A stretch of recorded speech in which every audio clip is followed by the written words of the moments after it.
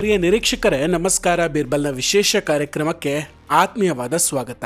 ರಾಮನಾಮ ಹಾಡಿರೋ ರಾಮ ಬರುವನು, ಅವನ ಹಿಂದೆ ಹನುಮನು ಕೂಡ ಇದ್ದೇ ಇರುವನು. ವೀಕ್ಷಕರೇ, ರಾಮ ಎಲ್ಲಿದ್ದಾನೋ ಅಲ್ಲಿ ಹನುಮನು ಕೂಡ ಇದ್ದೇ ಇರುವನು. ಇನ್ನು ರಾಮ ಜನ್ಮಭೂಮಿ ಅಯೋಧ್ಯೆಯಲ್ಲಿ ಹನುಮ ಇಲ್ಲದೆ ಇರುವನೆ. ಸ್ವತಃ ಹನುಮಂತ ಮತ್ತು ಅವರ ಸೇನೆಯೇ ಅಯೋಧ್ಯೆ ಹಾಗೂ ಅಯೋಧ್ಯೆಯ ನಿವಾಸಿಗಳ ರಕ್ಷಣೆ ಮಾಡ್ತಾ ಇರೋದು. ಇದು ಕಾಲ್ಪನಿಕ ಕತೆ ಅಂದ್ಕೊಳ್ಬೇಡಿ, ಇದಕ್ಕೆ ಸಾಕ್ಷಿಗಳು ಇತಿಹಾಸದಲ್ಲಿ ಬೇಕಾದಷ್ಟಿದೆ. ಅದರ ಬಗ್ಗೆ ಹೇಳೋದಕ್ಕೂ ಮುನ್ನ ಉತ್ತರ ಪ್ರದೇಶದ CM ಯೋಗಿ ಆದಿತ್ಯನಾಥ್ ಅವರು ಹೇಳಿದ ಒಂದು ಪವಾಡದ ಕಥೆಯನ್ನು ಹೇಳ್ತೀವಿ. ಅಯೋಧ್ಯೆಯಲ್ಲಿ ಆ ಕರಾಳ ರಾತ್ರಿ ಏನಾಗಿತ್ತು ಹಾಗಾದ್ರೆ? ಹನುಮಂತ ಹಾಗೂ ಅವನ ವಾನರ ಸೇನೆ ಸಾವಿರಾರು ಅಯೋಧ್ಯೆಯ ಜನರ ಜೀವವನ್ನು ಉಳಿಸಿದ ಹೇಗೆ? ಇದೆಲ್ಲದರ ಬಗ್ಗೆ ಈ ವಿಡಿಯೋದಲ್ಲಿ ಡಿಟೇಲ್ ಆಗಿ ಹೇಳ್ತಾ ಹೋಗ್ತೀವಿ. ಅದಕ್ಕೂ ಮುನ್ನ ನೀವಿನ್ನೂ ನಮ್ಮ ಬೀರ್ಬಲ್ ಚಾನಲನ್ನು ಸಬ್ಸ್ಕ್ರೈಬ್ ಮಾಡಿಲ್ಲ ಅಂದರೆ ಈ ಕೂಡಲೇ ಸಬ್ಸ್ಕ್ರೈಬ್ ಮಾಡಿ ಹಾಗೂ ಬೆಲ್ ಐಕಾನನ್ನು ಕ್ಲಿಕ್ ಮಾಡಿ. ವೀಕ್ಷಕರೇ, ಇತ್ತೀಚೆಗೆ ಮುಖ್ಯಮಂತ್ರಿ ಯೋಗಿ ಆದಿತ್ಯನಾಥ್ ಹಾಗೂ ರಕ್ಷಣಾ ಸಚಿವ ರಾಜನಾಥ್ ಸಿಂಗ್ ಅವರು ಅಯೋಧ್ಯೆಗೆ ಭೇಟಿ ಕೊಡ್ತಾರೆ. ಆ ವಿಡಿಯೋ ಸೋಷಿಯಲ್ ಮೀಡಿಯಾದಲ್ಲಿ ತುಂಬ ವೈರಲ್ ಕೂಡ ಆಗಿತ್ತು. ರಾಮಲಲ್ಲಾನ ಪ್ರಾಣ ಪ್ರತಿಷ್ಠಾಪನೆಯ 2ನೇ ವರ್ಷಾಚರಣೆಯಲ್ಲಿ ರಕ್ಷಣಾ ಸಚಿವ ರಾಜನಾಥ್ ಸಿಂಗ್ ಅಯೋಧ್ಯೆಗೆ ಭೇಟಿ ಕೊಟ್ಟಿರ್ತಾರೆ. ಮೊದಲು ಹನುಮಾನ್ಗಡಿಗೆ ಭೇಟಿ ನೀಡಿ ಅಲ್ಲಿ ಪೂಜೆ ಸಲ್ಲಿಸಿದ ನಂತರ ಅವರು ರಾಮಲಲ್ಲಾನ ದರ್ಶನವನ್ನು ಪಡೆದುಕೊಂಡಿದ್ರು. ನಂತರ ಅಂಗದ ಟೀಲಾಗೆ ಭೇಟಿ ನೀಡಿ ಸಾರ್ವಜನಿಕ ಸಭೆಯಲ್ಲಿ ಭಾಷಣವನ್ನು ಮಾಡ್ತಾರೆ. ಅಲ್ಲಿ ಮುಖ್ಯಮಂತ್ರಿ ಯೋಗಿ ಆದಿತ್ಯನಾಥ್ ಅವರು ಕೂಡ ಮಾತಾಡಿದ್ರು. ಅಯೋಧ್ಯೆ ಅನ್ನೋ ಹೆಸರನ್ನು ಕೇಳಿದ ಕೂಡಲೇ ಇಲ್ಲಿ ಯಾವತ್ತೂ ಯುದ್ಧವೇ ನಡೆದಿಲ್ಲ ಅಂತ ಅನಿಸ್ಬಿಡುತ್ತೆ. ಆದರೆ ಕೆಲವರು ತಮ್ಮ ವೈಯಕ್ತಿಕ ಸ್ವಾರ್ಥಕ್ಕಿದನ್ನು ಸಂಘರ್ಷ ಮತ್ತು ಅಶಾಂತಿಯ ಕೇಂದ್ರವನ್ನಾಗಿ ಮಾಡಿಕೊಂಡಿದ್ರು. ಹಿಂದಿನ ಸರ್ಕಾರಗಳು ಶ್ರೀರಾಮನ ಈ ಪವಿತ್ರ ಭೂಮಿಯನ್ನು ಹೇಗೆ ರಕ್ತಸಿಕ್ತಗೊಳಿಸಿದ್ವು ಅನ್ನೋದನ್ನು ಯೋಗಿಜಿ ಹೇಳ್ತಾರೆ. ನಂತರ ಇನ್ನೊಂದು ಮಾತನ್ನು ಕೂಡ ಯೋಗಿಜಿ ಹೇಳ್ತಾರಲ್ಲೇ, ಯಾರ ಮೇಲೆ ಹನುಮಂತನ ರಕ್ಷಣೆ ಇರುತ್ತೋ ಅವ್ರಿಗೆ ಯಾರೂ ಏನೂ ಮಾಡೋದಕ್ಕೆ ಸಾಧ್ಯ ಇಲ್ಲ. ಇದಕ್ಕೆ ನೇರ ಸಾಕ್ಷಿ ಜುಲೈ 5, 2005 ಅಯೋಧ್ಯೆಯಲ್ಲಿ ಭಯೋತ್ಪಾದಕರು ನಡೆಸಿದಂತಹ ದಾಳಿ ಅಂತ ಹೇಳ್ತಾರೆ.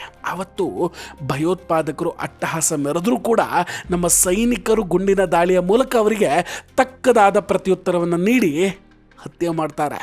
ಯೋಗಿಜಿಯ ಮಾತಿನ ನಂತರ ರಕ್ಷಣಾ ಸಚಿವ ರಾಜನಾಥ್ ಸಿಂಗ್ ಅವರು ಕೂಡ ಹೇಳ್ತಾರೆ, ಆಪರೇಷನ್ ಸಿಂಧೂರ್ ಸಮಯದಲ್ಲಿ ನಾವು ಭಗವಾನ್ ಶ್ರೀರಾಮನ ಮರ್ಯಾದೆಯನ್ನು ಪಾಲಿಸಿದ್ದೇವೆ ಅಂತ.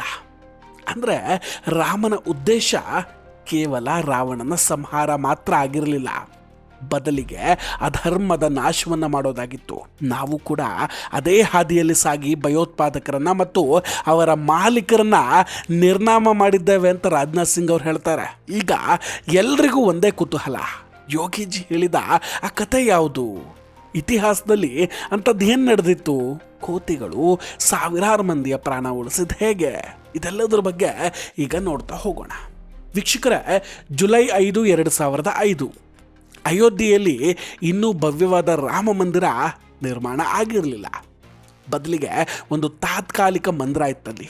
ಭಕ್ತರು ಶ್ರೀರಾಮನ ದರ್ಶನಕ್ಕಾಗಿ ಅಲ್ಲಿಗೆ ಹೋಗ್ತಾ ಇದ್ರು. ಅವತ್ತು ಭಗವಾನ್ ಶ್ರೀರಾಮ ಒಂದು ಟೆಂಟ್ನಲ್ಲಿ ವಿರಾಜಮಾನನಾಗಿದ್ದ. ಅದೊಂದು ದಿನ ಬೆಳಿಗ್ಗೆ ರಾಮ ಭಕ್ತರು ದರ್ಶನಕ್ಕೆ ಅಂತ ನಾರ್ಮಲ್ ಆಗಿ ಬರ್ತಾ ಇದ್ರು. ಅದೇ ಟೈಮಲ್ಲಿ ಜೈಷ್ ಎ ಮೊಹಮ್ಮದ್ ಸಂಘಟನೆಯ ಭಯೋತ್ಪಾದಕರು ಅಯೋಧ್ಯೆಯನ್ನು ತಲುಪ್ತಾರೆ. ಶ್ರೀರಾಮನ ವಿಗ್ರಹಕ್ಕೆ ಹಾನಿ ಮಾಡೋದೊಂದೇ ಅವರ ಮುಖ್ಯವಾದ ಉದ್ದೇಶ ಆಗಿತ್ತು. ಬಾಡಿಗೆ ಜೀಪೊಂದನ್ನು ತೆಗೆದುಕೊಂಡು ಅದರಲ್ಲಿ ರಾಕೆಟ್ ಲಾಂಚರ್ಗಳು, ಟೈಮ್ ಮತ್ತು ಭಾರೀ ಪ್ರಮಾಣದ ಸ್ಫೋಟಕಗಳನ್ನು ಹೊತ್ಕೊಂಡು ತೆಗೆದುಕೊಂಡು ಬಂದಿರ್ತಾರೆ. ಭಯೋತ್ಪಾದಕರು ರಾಮ ಮಂದಿರದ ಆವರಣದ ಭದ್ರತಾ ಗೋಡೆಯನ್ನು ಧ್ವಂಸಗೊಳಿಸೋದಕ್ಕೆ ತಮ್ಮ ಜೀಪಿನಲ್ಲಿದ್ದಂತಹ ಸ್ಫೋಟಿಸಿಯೇ ಬಿಡ್ತಾರೆ.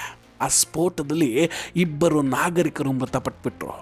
ನಂತರ ಅವರು ರಾಮಲಲ್ಲ ವಿರಾಜಮಾನನಾಗಿದ್ದಂತಹ ಟೆಂಟ್ನತ್ತ ಟಾರ್ಗೆಟ್ ಮಾಡೋದಕ್ಕೆ ಶುರು ಮಾಡ್ಕೊಳ್ತಾರೆ, ನುಗ್ಗಿ ಬರ್ತಾರೆ. ಆ ಸಮಯದಲ್ಲಿ ಉತ್ತರ ಪ್ರದೇಶದ ಪೊಲೀಸ್ ಮತ್ತು ಭದ್ರತಾ ಪಡೆಗಳು ಅಲ್ಲಿಗೆ ಧಾವಿಸ್ಬಿಡ್ತಾರೆ. 5 ಭಯೋತ್ಪಾದಕರು ರಾಕೆಟ್ ಲಾಂಚರ್ ಮೂಲಕ ಶ್ರೀರಾಮನ ವಿಗ್ರಹವನ್ನು ಗುರಿ ಮಾಡಿಕೊಂಡು ಧ್ವಂಸ ಮಾಡೋದಕ್ಕೆ ಪ್ರಯತ್ನ ಪಡ್ತಾರೆ. ಆದರೆ ಆಶ್ಚರ್ಯ ಏನು ಗೊತ್ತಾ? ಆ ರಾಕೆಟ್ ಲಾಂಚರ್ ಅವತ್ತು ವಿಗ್ರಹದ ಇನ್ನೊಂದು ಬದಿಗೆ ಹೋಗಿಬಿದ್ದಿತ್ತು. ವಿಗ್ರಹಕ್ಕೆ ಒಂದು ಚೂರು ಹಾನಿಯಾಗಿರಲಿಲ್ಲ. 5 ಸಶಸ್ತ್ರ ಭಯೋತ್ಪಾದಕರು ರಾಕೆಟ್ ಮತ್ತು ಗಳೊಂದಿಗೆ ಬಂದಿದ್ರೂ ಕೂಡ ಅವರಿಂದ ಭಕ್ತರಿಗಾಗಲಿ ವಿಗ್ರಹಕ್ಕಾಗಲಿ ಯಾವುದೇ ಹಾನಿ ಮಾಡೋದಕ್ಕೆ ಸಾಧ್ಯ ಆಗಿರಲಿಲ್ಲ. ನಮ್ಮ ಭದ್ರತಾ ಪಡೆಗಳು ಅವರನ್ನೆಲ್ಲ ಸದೆ ಬಡಿತಾರೆ. ಇದೊಂದು ದೊಡ್ಡ ಪವಾಡ ಅಂತ ಹೇಳ್ಬೋದು. ಇಷ್ಟೇ ಅಲ್ಲ, ಇನ್ನೂ ಒಂದು ದೊಡ್ಡ ಪವಾಡ ನಡೆದಿತ್ತು. 1998ರಲ್ಲಿ ಪೊಲೀಸರು ಮತ್ತು SIT ತಂಡಕ್ಕೆ ಹನುಮಾನ್ ಗಡಿಯಲ್ಲಿ ಭಯೋತ್ಪಾದಕರು 18 kg RDX ಅನ್ನು ಅಡಗಿಸಿಟ್ಟಿದ್ದಾರೆ ಅನ್ನೋ ಮಾಹಿತಿ ಸಿಗುತ್ತೆ. ನಿರೋಧಕ ದಳ ತಕ್ಷಣ ಕಾರ್ಯಪ್ರವೃತ್ತವಾಗಿ ಅಯೋಧ್ಯೆ ಮತ್ತು ರಾಮಗಡಿಯ ಸುತ್ತಮುತ್ತಲ ಪ್ರದೇಶಗಳಲ್ಲಿ ಬಾಂಬ್ಗಳನ್ನು ಹುಡುಕೋದಕ್ಕೆ ಶುರು ಮಾಡ್ಕೊಳ್ಳುತ್ತೆ. ಅನೇಕ ಬಾಂಬ್ಗಳನ್ನು ನಿಷ್ಕ್ರಿಯ ಕೂಡ ಮಾಡ್ತಾರೆ. ಈ ನಡುವೆ ನಿರೋಧಕ ದಳದ ಸಮವಸ್ತ್ರದಲ್ಲಿದ್ದ ಒಬ್ಬ ಭಯೋತ್ಪಾದಕನನ್ನ ಪೊಲೀಸರು ಹಿಡಿದು ಬಿಡ್ತಾರೆ. ಆತನನ್ನ ಕೂರಿಸಿ ವಿಚಾರಿಸಿದಾಗ ಇನ್ನೂ ಒಂದು ಟೈಮ್ ಅಂತ ಒಂದು ಸ್ಫೋಟಕ ಸುದ್ದಿಯನ್ನು ಕೊಟ್ಟಿದ್ದ ಪೊಲೀಸರಿಗೆ. ಇದನ್ನು ಕೇಳಿದ ಪೊಲೀಸರು ಕಂಗಾಲಾಗ್ಬಿಟ್ಟಿದ್ರು.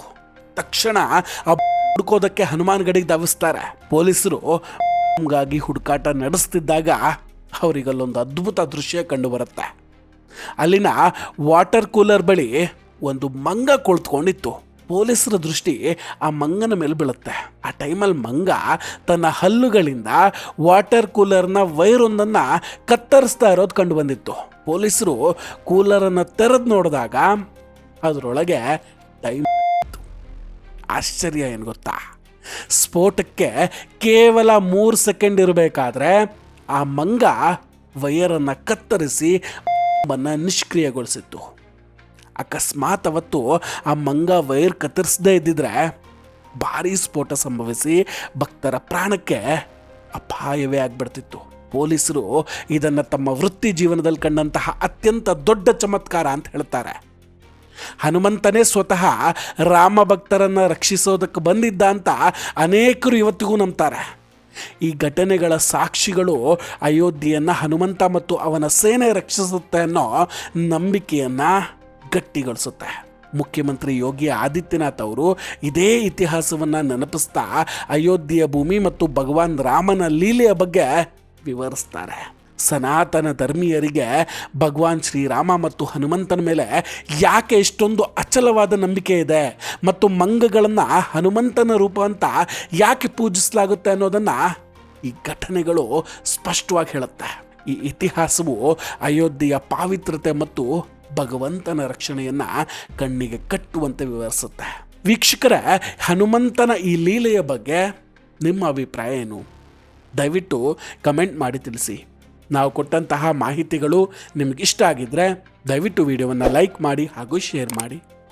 ಇನ್ನೂ ಕೂಡ ನಮ್ಮ ಬೀರ್ಬಲ್ ಚಾನಲನ್ನು ಸಬ್ಸ್ಕ್ರೈಬ್ ಮಾಡಿಲ್ಲ ಅಂದರೆ ಈ ಕೂಡಲೇ ಸಬ್ಸ್ಕ್ರೈಬ್ ಮಾಡಿ ಹಾಗೂ ಬೆಲ್ ಐಕಾನನ್ನು ಕ್ಲಿಕ್ ಮಾಡಿ. ನಮಸ್ಕಾರ, ಟೇಕ್ ಕೇರ್ ಆ್ಯಂಡ್ ಬಾಯ್ ಬಾಯ್. ಮತ್ತೆ ಭೇಟಿಯಾಗೋಣ. ಜೈ ಹಿಂದ್.